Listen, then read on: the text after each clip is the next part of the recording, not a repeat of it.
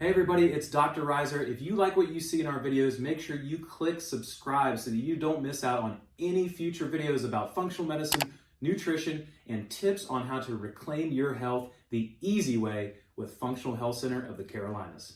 Hey everybody, it's Dr. Reiser. Another Whiteboard Wednesday, and as I promised last week, we're going to go over vitamin B and specifically each individual vitamin B, what they're for, what they're called, and where you can find them.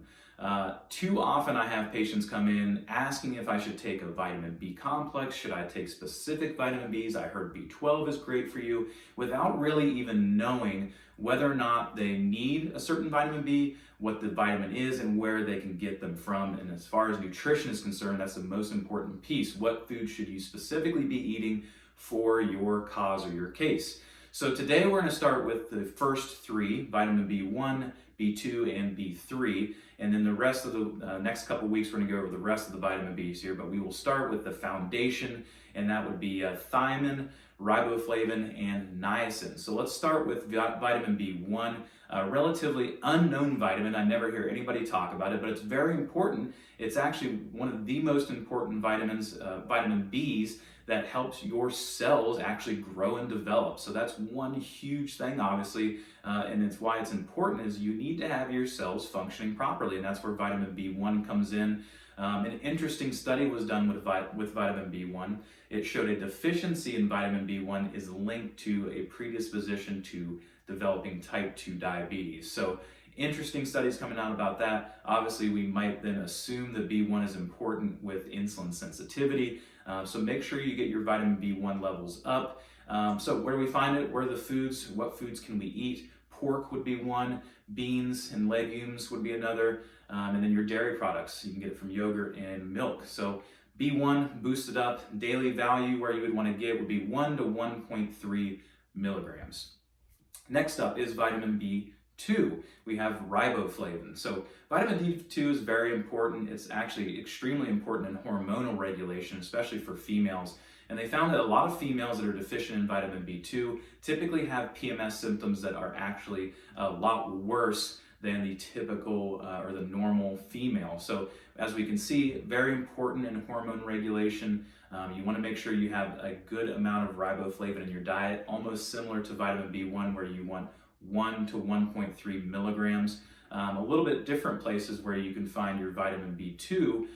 Yes, you can do beans and legumes again, but you want to actually look at beef and chicken because they're going to have the highest amounts of vitamin B2, which actually brings us to an important point. Vitamin B2 will take that dietary protein from beef and chicken and it actually turns it into energy for you. So vitamin B2 is extremely important in creating these energy pathways for you, or promoting these energy pathways for you. So make sure you don't skimp on your vitamin B2. Last but not least is vitamin B3, niacin. This is one that people have typically heard of, especially when it's with regards to cholesterol. It lowers triglycerides, lowers your total and your LDL or bad cholesterol, and it actually increases your HDL cholesterol. Problem with niacin is if you take too much, it can cause flushing. So I usually recommend 14 to 16 milligrams as a daily value to take it. Now, if you want to get high amounts of niacin from your diet, what you would want to look for would be fish, particularly tuna and salmon have a high amount of niacin in them.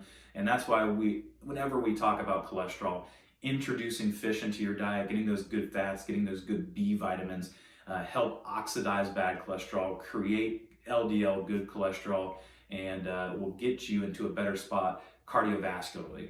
So there's a brief overview of your first three B vitamins, B1, B2, and B3, thiamine, riboflavin, and niacin respectively. Look out next week as we go all through the list here of your B vitamins. As we get to B6 and B12, I know people are going to be paying attention, but there's some lesser known B vitamins that you definitely want to take care of. And if you have certain issues that you need to maybe use therapeutically, cholesterol situation, obviously with niacin, if you have hormonal issues or PMS issues, perimenopausal issues, maybe you use your B2, and then B1 will help you just overall with good body development. All three of these together actually will help push the NAD pathway in your body and help detoxification, as well as B2 especially creates red blood cells. So If you're anemic and if you have low red blood cell count, sometimes that you just need a little bit of B2 to boost that up. So if you have any questions about dosages or therapeutic dosages, obviously email us or DM us, and then look for next week, Whiteboard Wednesday, where we'll go through the next 3 to 4 B vitamins, and then we'll finish it out the following week. I hope you guys have a wonderful Wednesday.